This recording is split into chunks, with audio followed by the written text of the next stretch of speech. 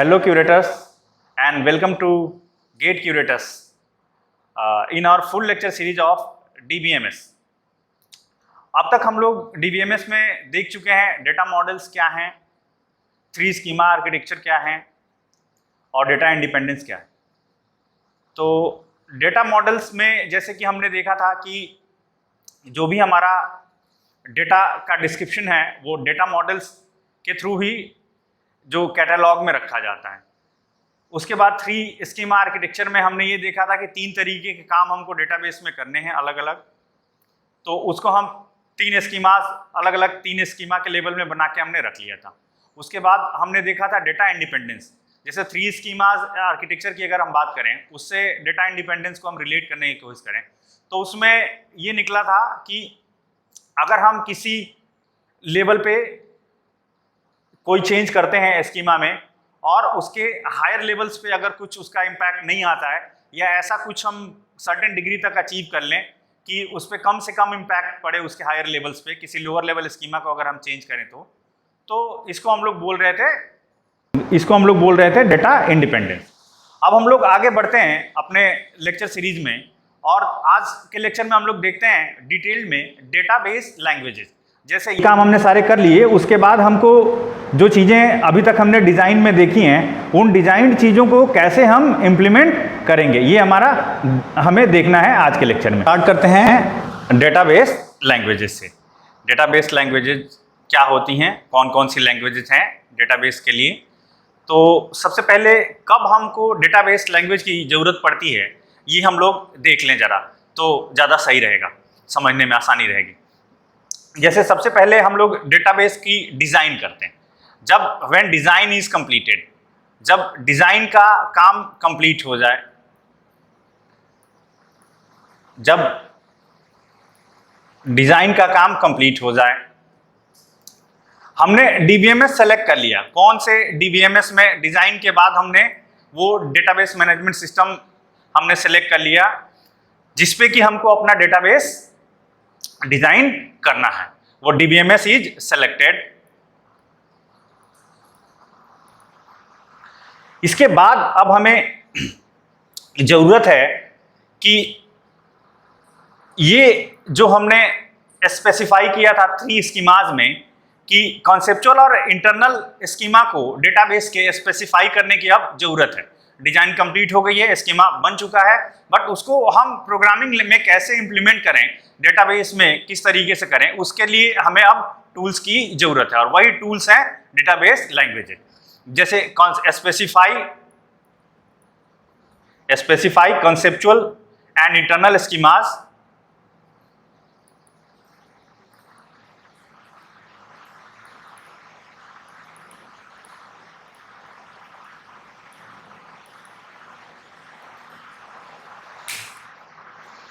For database. और इस specification के लिए अगर हमको ये स्पेसिफिकेशन करनी है तो हमको जाहिर सी बात है कुछ भी करना है अगर कंप्यूटर्स में तो हमको कोई ना कोई लैंग्वेज चाहिए, एंड वी नीड लैंग्वेज। तो ये हमने देखा कि डेटाबेस लैंग्वेजेस की कब जरूरत है, तो जब डिजाइन कंप्लीट हो जाए, डीबीएमएस सेलेक्ट हो जाए, तो हमको अपना कॉन्सेप्चुअल और इंटरनल स्कीमा को स्पेसिफाई करने के लिए हमको डेटाबेस लैंग्वेजेस की जरूरत है। कौन कौन सी लैंग्वेजेस होती हैं या किस टाइप की लैंग्वेज यूज होती हैं डेटाबेस में, ये हमको देखने के लिए जरा हमें 3 स्कीमा आर्किटेक्चर को फिर से एक बार देखना चाहिए। जैसे ये अगर आपको दिख रहा हो तो ये जो 3 स्कीमा आर्किटेक्चर हमने बताया है ये वही है। ये यहाँ पे सबसे पहले यहाँ फिजिकल स्टोरेज है, उसके बाद इंटरनल स्कीमा है ये, उसके बाद कॉन्सेप्चुअल स्कीमा है और ये एक्सटर्नल स्कीमा है। ये चीजें हैं। तो यानी कि अगर आपको इंटरनल स्कीमा डिजाइन करनी है तब भी कोई लैंग्वेज चाहिए, इंटरनल स्कीमा डिजाइन करनी है तब भी कोई लैंग्वेज चाहिए, कॉन्सेप्चुअल स्कीमा डिजाइन करनी है तब भी कोई लैंग्वेज चाहिए, और अगर एक्सटर्नल लेवल की स्कीमा डिजाइन करनी है तब भी कोई लैंग्वेज चाहिए। जनरली अभी हम ये ऐसे देख रहे हैं, जरा रफ आइडिया लेते हैं। जो इस लेवल के चीजें देखती है उस लैंग्वेज को हम लोग बोलते हैं generally SDL, storage definition language. इस लैंग्वेज पे जो इस लेवल पे जो यूज होती है उसको हम लोग बोलते हैं DDL, data definition language, data definition language. और यहाँ पे अभी हम लोग देखेंगे DML यूज होती है किस तरीके से, क्या या ऐसे आपस में क्या रिलेशंस है, कब कब, जैसे जहाँ पे अब यहाँ दो सिचुएशंस आती हैं। एक तो ऐसी सिचुएशन आती है, मैंने डेटा इंडिपेंडेंस में आपको बताया था कि अगर एक लेवल पे चेंज करे और उसके हायर लेवल पे उसका कोई इंपैक्ट ना आए तो उसको हम लोग बोलते हैं डेटा इंडिपेंडेंस। तो और ये भी बताया था हमने डेटा इंडिपेंडेंस में, अगर आपको याद आ रहा हो, कि ये ऐसा फुल्ली अचीव करना बहुत डिफिकल्ट है, बट कुछ सर्टेन डिग्रीज तक हम लोग अचीव जरूर करेंगे। ऐसा भी नहीं कि एकदम छोड़ देंगे कि पूरे सारा डेटा एक दूसरे पे डिपेंडेंट हो। अगर पूरा 100% नहीं अचीव हो रहा हो तो हम ये चीज देखते हैं। तो जहां पे दो सिचुएशन अराइज होती है, एक तो जहां पे कि यहां जहां DDL, एक तो सिचुएशन वो अराइज होती है जहां पे हमको कंसेप्चुअल स्कीमा और इंटरनल स्कीमा में स्ट्रिक्ट सेपरेशन नहीं है, जहां बहुत ज्यादा स्ट्रिक्ट सेपरेशन नहीं है कॉन्सेप्चुअल और इंटरनल स्कीमा में, तो वहां पे हम लोग यूज करते हैं डेटा डेफिनेशन लैंग्वेज। ही दोनों कामों के लिए यूज होती है, DDL यूज होती है इसके लिए। तो हम पहली सिचुएशन ये बनी, यहां पे दो सिचुएशन है। पहली सिचुएशन ये बनी कि where no strict separation is maintained between internal and conceptual schema।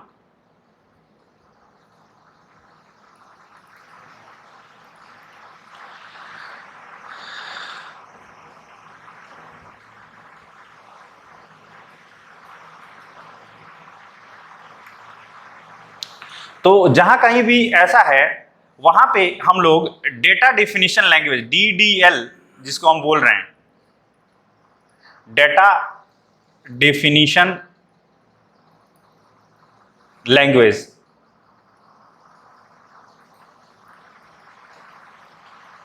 Use होगी दोनों ही पर्पस के लिए, इंटरनल स्कीमा के लिए भी और कॉन्सेप्चुअल स्कीमा के लिए भी। अब डेटा डेफिनेशन लैंग्वेज क्या होती है, जैसे इसके नाम से ही है कि डिफिनीशन, डिफाइन करना, चीजें डिफाइन करना है, तो उसके लिए हमको डेटा डेफिनेशन लैंग्वेज चाहिए। अब डेटा डेफिनेशन लैंग्वेज है तो इसका कोई कंपाइलर भी होगा, क्योंकि जो भी चीजें आप लिखेंगे उसको एक फॉर्म से दूसरे फॉर्म में कन्वर्ट करने के लिए हमको टूल चाहिए, वो तो डेटा डेफिनेशन कंपाइलर भी इसमें होता है।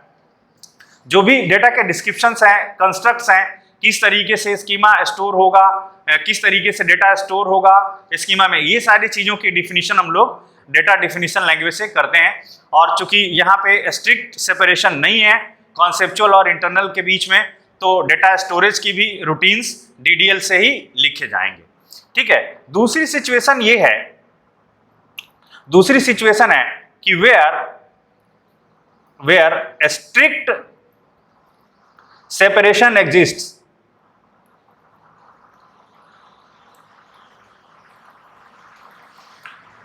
between internal and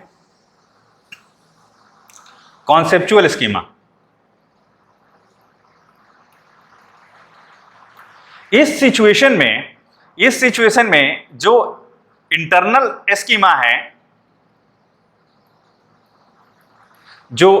स्कीमा है, ये इंप्लीमेंट होगी SDL, एक लैंग्वेज है जिसको हम लोग बोलते हैं स्टोरेज डेफिनेशन लैंग्वेज। इस पर्पस के लिए हम लोग यूज करेंगे SDL। ठीक है, और इसी में चूंकि इंटरनल और कॉन्सेप्चुअल स्कीमा दोनों स्ट्रिक्ट सेपरेशन है दोनों के बीच में, तो इस सिचुएशन में जो हमारा कॉन्सेप्चुअल स्कीमा है, कॉन्सेप्चुअल स्कीमा को इस सिचुएशन में हम लोग इम्प्लीमेंट करते हैं DDL की हेल्प से, डेटा डेफिनेशन लैंग्वेज की हेल्प से। तो ये दो सिनेरियो हो सकते हैं जैसे जो हम लोगों ने इसमें देखा। ठीक है, अब जरा जो हम ये बता रहे हैं कि स्ट्रिक्ट सेपरेशन होता है, तो आपको कैसे पता चलेगा कि स्ट्रिक्ट सेपरेशन है या नहीं है? तो इसमें बहुत ज़्यादा आपको परेशान होने की जरूरत नहीं है। जितने भी रिसेंट डेटाबेस मैनेजमेंट सिस्टम्स हैं, रिसेंट डेटाबेसेस हैं जो बन रहे हैं आज के टाइम पे, जो रिलेशनल डेटाबेसेस हैं, उसमें ये दोनों ही काम SDL अलग से नहीं होती है। SDL और DDL दोनों एक ही लैंग्वेज के पार्ट होते हैं, जिसको हम लोग SQL लैंग्वेज बोलते हैं, स्ट्रक्चर्ड क्वेरी लैंग्वेज। ये हम लोग आगे अभी देखते हैं। यही नहीं, और भी बहुत सारी लैंग्वेजेस हैं इसमें। अब जरा हम लौट के आए इस पे 3 स्कीमा आर्किटेक्चर में। हम अभी ये देख चुके हैं कि हमने इसके लिए लैंग्वेज देख ली, इसके लिए लैंग्वेज देख ली। अब जरा हमको यूजर्स व्यू अगर इंप्लीमेंट करना है, यूजर व्यू के लिए कौन सी लैंग्वेज यूज होगी, तो यूजर्स व्यू को इंप्लीमेंट करने के लिए हम लोग जिस लैंग्वेज का यूज करते हैं उस लैंग्वेज को बोलते हैं हम लोग VDL, व्यू डिफिनीशन लैंग्वेज। ये यूजर्स व्यूज या यूजर्स पर्सपेक्टिव को हम लोग VDL की हेल्प से इंप्लीमेंट करते हैं। तो अब 3 चीजें थी स्कीमा में, तीनों चीजें डिफाइन हो गई। जैसे हमको फिजिकल स्टोरेज SDL की हेल्प से हमने कर लिया, कॉन्सेप्चुअल स्कीमा हमने DDL की हेल्प से कर लिया, और जो यूजर व्यू है उसको हम बोल रहे हैं व्यू डिफिनीशन लैंग्वेज, VDL की हेल्प से कर लिया। अब जो बचा, एक मैं बता रहा था DML, कि जो एंड यूजर होगा वो अपनी, जैसे अब इतनी सारी चीजें हो गई, इतना होने के बाद हमारा डेटाबेस फिजिकली डिजाइंड हो गया, डेटा का कॉन्सेप्चुअल मॉडल रेडी हो गया और व्यू डिफिनीशन व्यू हो गया। उसके बाद हमने डेटाबेस में कुछ वैल्यूज डाल दी और डेटाबेस हमारा ऑपरेशनल हो गया, डेटाबेस हमारा ऑपरेशनल स्टेज में पहुंच गया। उसके बाद जब अगर किसी को डेटाबेस में एंट्री करनी है, जैसे आपको नया नाम, जैसे आपने अपने क्लास का डेटाबेस बनाया है, उसमें एक नया स्टूडेंट आ गया है, उसका एंट्री करना है, तो आपको इंसर्ट ऑपरेशन करना है। कोई ऐसा बच्चा है जो किसी कारणवश छोड़ के एक ब्रांच से दूसरी ब्रांच में चला गया है, तो आपको उसका यहाँ से हटाना है, यानी कि डिलीट करना है, तो इसके लिए आपको डिलीशन की फैसिलिटी चाहिए। या कुछ ऐसा मैनिपुलेशन करना है हमको, जैसे किसी की नेम की एंट्री गलत हो गई या किसी की कोई पर्टिकुलर इन्फॉर्मेशन चेंज करनी है, तो उसको हम लोग बोलते हैं अपडेट ऑपरेशन। तो ये सारी चीजें चाहिए। इसके लिए हम लोग ये जो लैंग्वेज मैं बता रहा था DML, इस DML को यूज करते हैं। इसको हम लोग बोलते हैं DML को data manipulation language, data manipulation language.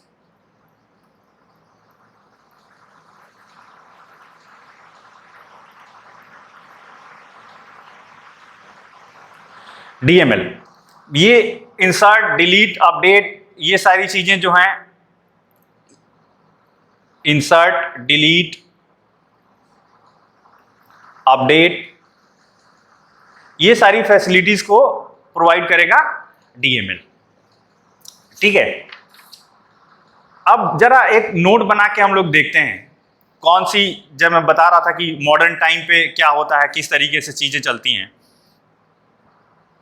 जैसे जितने भी मॉडर्न डेटाबेस मैनेजमेंट सिस्टम्स हैं, नोट में समझ लीजिए, लिख लीजिए, आपको इस तरीके से ऑब्जेक्टिव क्वेश्चंस करने में आसानी रहेगी। इन मोस्ट मॉडर्न DBMSs, जितने भी most modern database management systems हैं, उसमें ये जो हमने 3 मेन लैंग्वेजेस, DDL बता रहा हूं मैं, VDL बता रहा हूं और DML, ये जो हैं, ये सारे एक ही में इंटीग्रेटेड होते हैं। Integrated in one language. ये अलग अलग ऐसे लैंग्वेज आपको लेने की पैकेज जरूरत नहीं है, एक ही लैंग्वेज पैकेज में इंटीग्रेट होते हैं, इंटीग्रेटेड इन वन लैंग्वेज। और इसी लैंग्वेज को हम लोग रिलेशनल डेटा मॉडल में बोलते हैं SQL। ऐसी जो लैंग्वेज है जिसमें ये तीनों इंटीग्रेटेड हैं, इस लैंग्वेज में को हम लोग बोलते हैं SQL। SQL का फुल फॉर्म है स्ट्रक्चर्ड क्वेरी लैंग्वेज। अच्छा, जरा एक चीज और हम देख लें, SQL में केवल ये DDL, VDL, DML ही नहीं होती हैं, और भी बहुत सारी लैंग्वेजेज SQL का पार्ट होती हैं। जैसे SQL में अगर हम सही से बनाएं तो ये तीनों तो होंगी ही, DDL,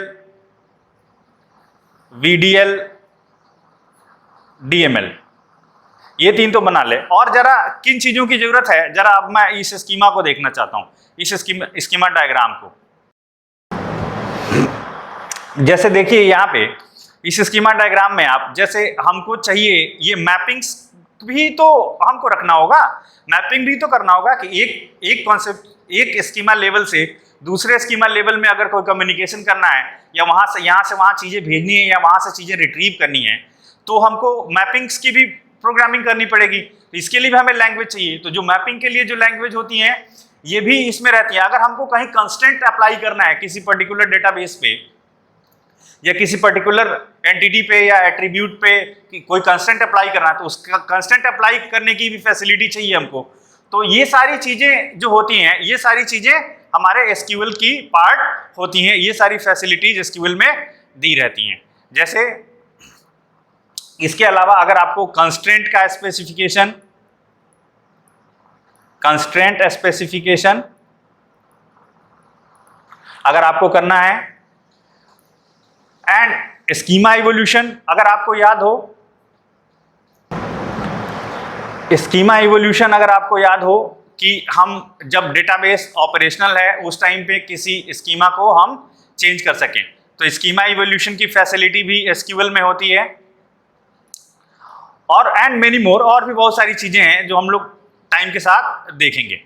और ये अब मैं आपको बता दूं कि जो डेटाबेस की लैब है इस लेवल पे, बीटेक लेवल पे, वो लैब SQL में ही होगी। SQL की ही प्रोग्रामिंग हम लोग करेंगे, या लैब में SQL ही हम लोग पढ़ रहे होंगे। तो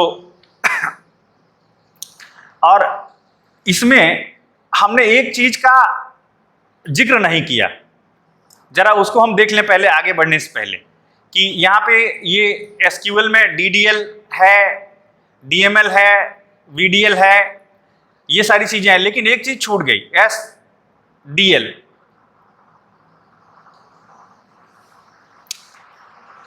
SDL छूट गई। तो ये फिजिकल स्टोरेज को मैप करता है।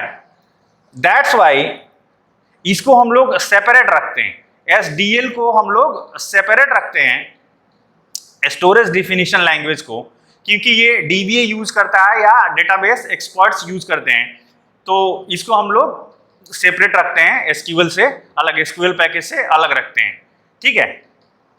अब जरा जो इसमें डेटा मैनिपुलेशन लैंग्वेज है, ये इसके कुछ स्पेसिफिक टाइप्स भी हैं, जरा हम लोग वो देख लें कौन कौन से टाइप है, फिर आगे हम लोग देखते हैं। जरा अगर हम बात करें DML की, डेटा मैनिपुलेशन लैंग्वेज की, तो DML मेनली दो तरीके की है।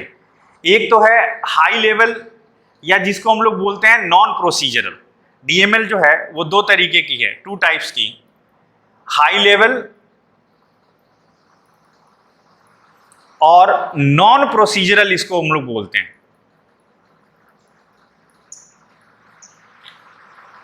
नॉन प्रोसीजरल का मतलब ये है कि ये प्रोसीजर्स को सपोर्ट नहीं करती है, फंक्शंस को सपोर्ट नहीं करती है। एज सच कोई बहुत बड़ा कोड आप इसमें बना के नहीं लिख सकते।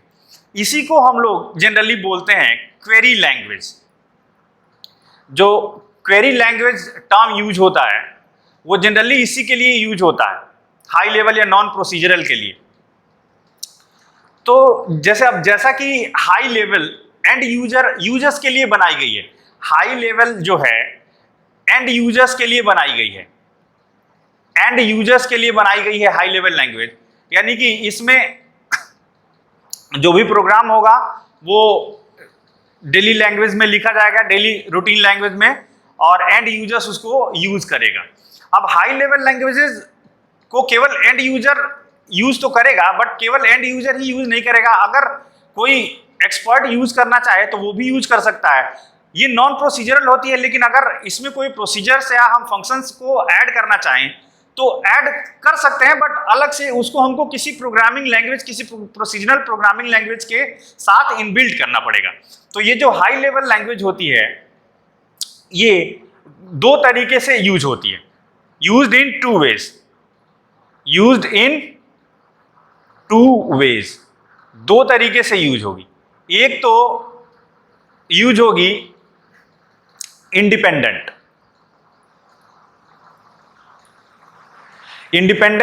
नॉन प्रोसीजरल है, हाई लेवल की तरह यूज होगी, जहां पे कमांड लाइन में जब आप जैसे कई बार तुरंत आपने एक लाइन का एक कमांड लिखा, एंटर किया, उसका आउटपुट आया। कमांड लाइन में इस तरीके से कमांड्स के फॉर्म में अगर हमको यूज करना है तो हम इसको यूज करेंगे इंडिपेंडेंटली। लेकिन अगर हमें कुछ थोड़ा इसे किसी लैंग्वेज के साथ इनबिल्ट करना है तो इस तरीके से भी हम इसको यूज कर सकते हैं with a programming language, with a programming language. किसी प्रोग्रामिंग लैंग्वेज के साथ भी हम इसको यूज कर सकते हैं। इसको एम्बेडेड इन अ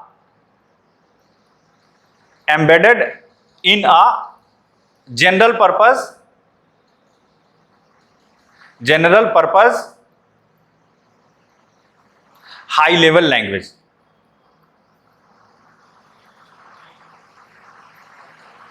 किसी general purpose high level language या किसी जनरल पर्पस प्रोग्रामिंग लैंग्वेज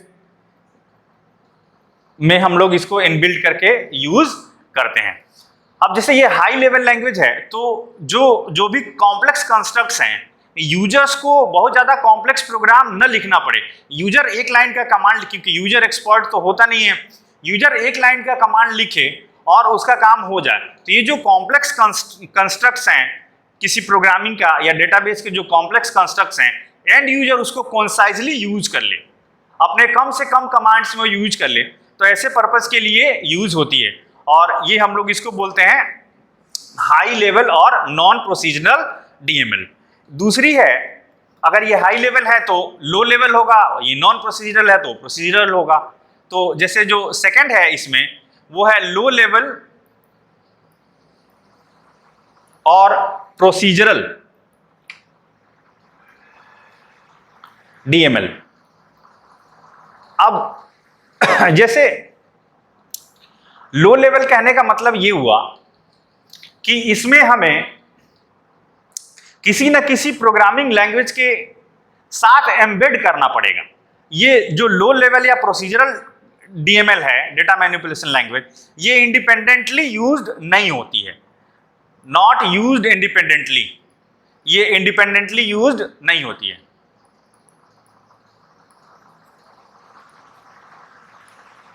ये इंडिपेंडेंटली यूज नहीं होगी, हमेशा यूज होगी किसी न किसी जनरल पर्पस एम्बेडेड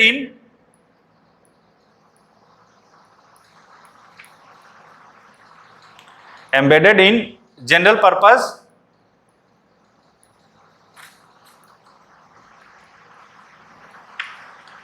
प्रोग्रामिंग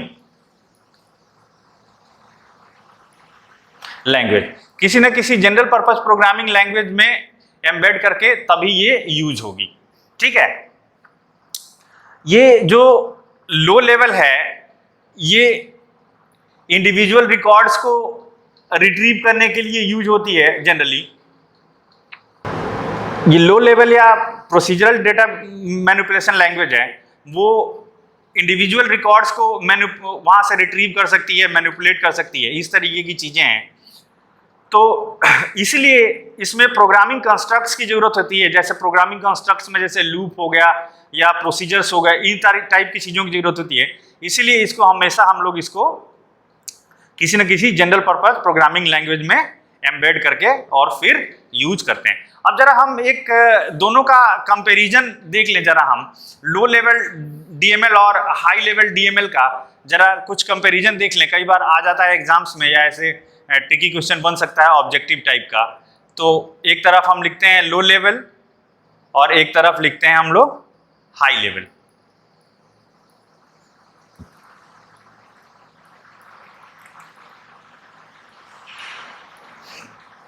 जो लो लेवल डीएमएल है, अभी मैं बता रहा था कि it retrieve individual record, it retrieve individual record,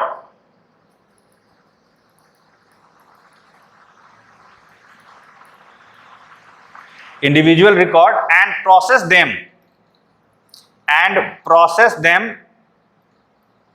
एक इंडिविजुअल रिकॉर्ड को वहां से रिट्रीव कर सकता है और अलग से उसको प्रोसेस कर सकता है, process them separately. That's why ऐसा ये करता है, इसलिए हम लोग इसको बोलते हैं record at a time DML, record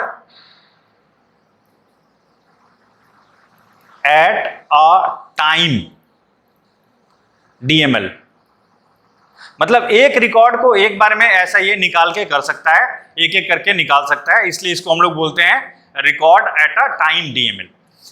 यहां पे अगर हम बात करें हाई लेवल की, तो ये एक एक रिकॉर्ड को रिट्रीव नहीं करता, ये बंच ऑफ रिकॉर्ड्स को एक बार या कुछ पर्टिकुलर सेट्स को एक बार में रिट्रीव करता है। इसीलिए इसको हम लोग बोलते हैं सेट ओरिएंटेड डीएमएल या सेट एट अ टाइम। ये retrieve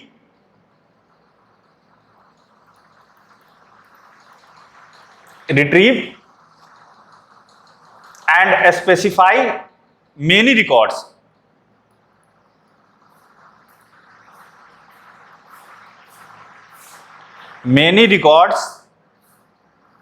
at a time. That's why इसीलिए हम लोग इसको बोलते हैं set at a time और set oriented, set at a time और set oriented।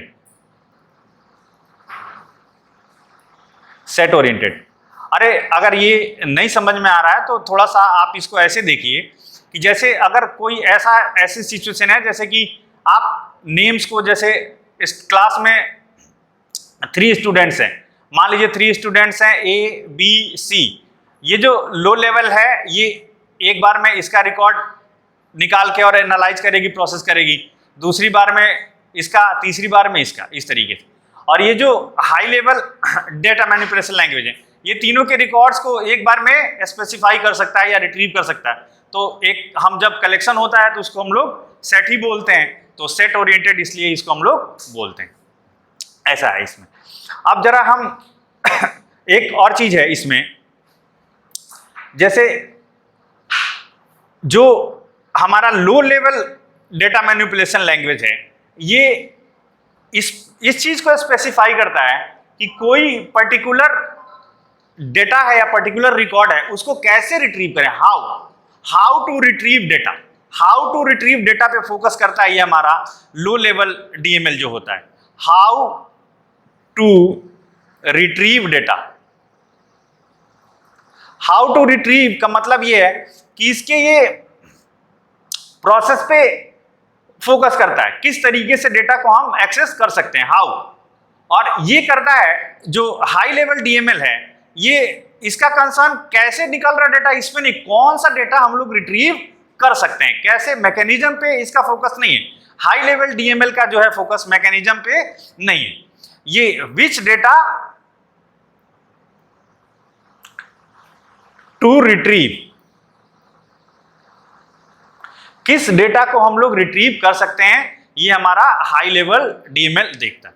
तो हमने डेटा मैनिपुलेशन लैंग्वेजेस के 2 टाइप देखे, इसमें एक देखा हमने लो लेवल डीएमएल और एक देखा high level DML. Low level DML जो होता है एक एक रिकॉर्ड को निकाल के प्रोसेस कर सकता है, इसीलिए इसको हम लोग बोलते हैं रिकॉर्ड एट अ टाइम। जो हाई लेवल डीएमएल है ये एक साथ मेनी रिकॉर्ड्स को स्पेसिफाई कर सकता है और उनको प्रोसेस कर सकता है, इसीलिए इसको हम लोग बोलते हैं सेट एट अ टाइम और सेट ओरिएंटेड डीएमएल। जो लो लेवल डीएमएल है ये किस तरीके से हाउ टू रिट्रीव डेटा इसको स्पेसिफाई करता है, और जो हाई लेवल डीएमएल है ये विच डेटा टू रिट्रीव इसको स्पेसिफाई करता है। तो ये सारी चीजें हमने देखा। और जरा एक चीज हम और देख रहे थे इसमें कि डेटा हम ये देख रहे थे कि किसी पर्टिकुलर हाई लेवल को हम लोग किसी प्रोग्रामिंग लैंग्वेज में एम्बेड भी कर सकते हैं। एक नोट में, चलिए इसको नोट में लिख लीजिए, नोट में देख लेते हैं, नोट बना के और देख लीजिए इसको। जैसे जो नोट का पहला पॉइंट है, जैसे जो हाई लेवल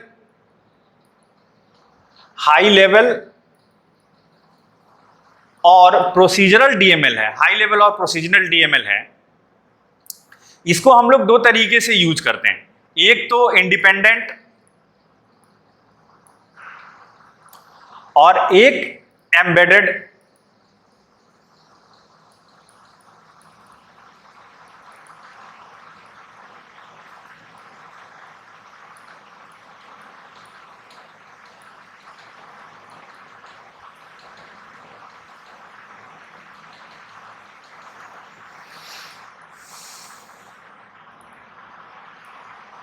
दो तरीके से यूज करते हैं हम लोग, एक तो एम्बेडेड फॉर्म में और एक इंडिपेंडेंट।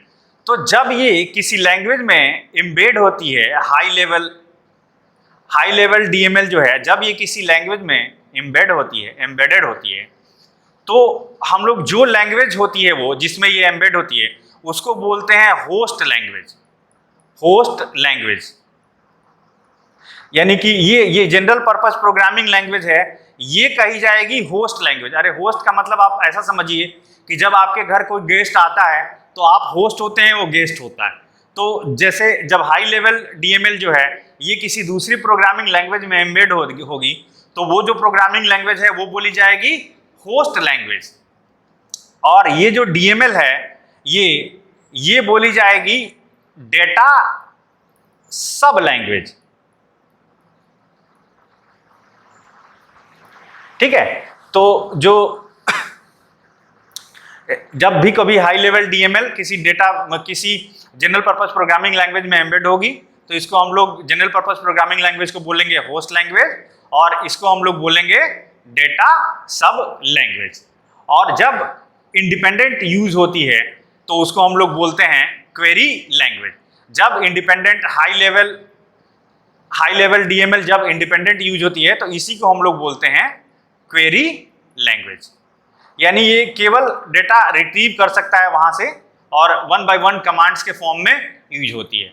तो ये सारा कुछ था हमारे प्रोग्रामिंग लैंग्वेजेस के बारे में।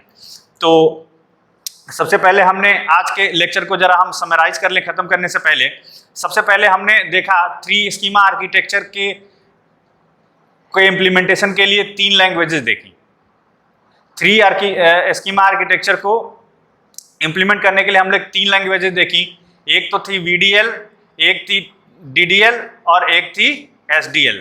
हमने ये देखा, सबसे पहले हमने ये बताया कि जो ये DDL और SDL हैं, अगर स्ट्रिक्ट सेपरेशन नहीं है इंटरनल और फिजिकल लेवल में तो ये दोनों का काम DDL ही करती है। इन दोनों की जगह पे हम लोग DDL ही यूज कर लेते हैं। जब ये सारा काम हो गया सब कुछ, तो हमको मैनिपुलेट करने के लिए एक देना पड़ेगा फैसिलिटी, और उसका काम करती है DML। ये DML थी हमारी, ये 2 टाइप की है हाई लेवल और लो लेवल। ये इतना सारा कुछ हमने इस लेक्चर में देखा। हाई लेवल की क्या अपनी प्रॉपर्टीज हैं, किस सिनेरियो में यूज होगा, लो लेवल की अपनी प्रॉपर्टीज हैं, किस सिनेरियो में यूज होगा। अभी हम एग्जैक्ट इनका सिंटैक्स और इसका जो भी प्रोग्रामिंग कंस्ट्रक्ट है ये आगे अभी नहीं देखेंगे। आगे जब हम लोग जरा रिलेशनल मॉडल देख लेंगे उसके बाद जब हम उसके प्रोग्रामिंग पे आएंगे तो हम लोग इसका इम्प्लीमेंटेशन देखेंगे। अभी लैंग्वेजेज में अभी फिलहाल इनका इंट्रोडक्शन और कौन कौन सी लैंग्वेजेज यूज होती हैं ये थ्योरेटिकल पार्ट ही यहाँ पे कवर करना था हमें, तो ये रहा। और अब हम लोग पढ़ेंगे, नेक्स्ट है वो डेटाबेस इंटरफेसेस। नेक्स्ट जो है डेटाबेस इंटरफेसेस। क्या होता है इंटरफेस और डेटाबेस इंटरफेस क्या होता है, कहाँ कैसे यूज होता है, ये हम लोगों को नेक्स्ट पढ़ना है। तो ये हम लोग नेक्स्ट अब पढ़ेंगे ये अगले लेक्चर में। और अभी तक अगर आपने चैनल को लाइक सब्सक्राइब नहीं किया है तो आप लाइक कर लीजिए और सब्सक्राइब करिए चैनल को, शेयर करिए अपने फ्रेंड्स के बीच में। पूरा कोर्स यहाँ पे कवर होगा और आप इसमें देख रहे हैं कि मैं चीज़ों को एकदम बिल्कुल आराम से एक एक करके देख रहा हूँ, तो इसमें गेट लेवल की चीज़ें भी हैं, तो आप उस तरीके से भी देख सकते हैं। अगर कहीं पे आपको इंटरव्यू वगैरह में पार्टिसिपेट करना है तो भी ये बहुत आपके लिए यूजफुल है चैनल। तो अब हम लोग कल नेक्स्ट लेक्चर में, अगले लेक्चर में डेटाबेस इंटरफेसेस के साथ मिलते हैं। तब तक के लिए बाय।